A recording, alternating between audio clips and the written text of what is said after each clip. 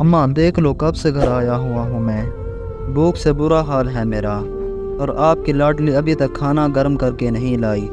ابھی لائی بھائی، یہ دیکھو شرٹ پہ ہلکا سا داغ ویسے ہی ہے، تمہیں تو کپڑے بھی صحیح سے واش کرنے نہیں آتے۔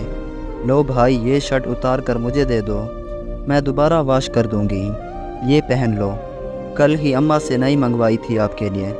اف کھانے میں اتنی مرچیں، پتہ نہیں کب کھانا بنانا آئے گا اس چڑیل کو۔ اماں آپ خود کھانا بنا لیا کریں، ورنہ ایسا کھانا مجھ سے نہیں کھایا جاتا۔ اماں بولی بیٹا یہاں بنانا سیکھ جائے گی تو سسرال میں اچھا بنائے گی، اس لیے سب سالن اسی سے بنواتی ہوں، مطلب اس کی شادی تک برداشت کرنا پڑے گا۔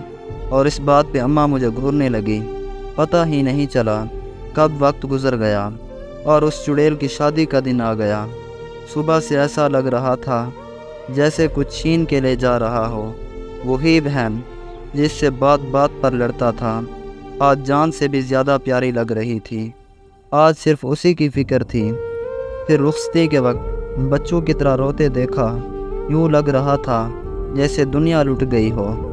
میرے پیارے دوستو، ہر وقت بہنوں سے لڑ لڑ کے، مگر جب یہ وقت آتا ہے جسم سے جان ہی نکل جاتی ہے۔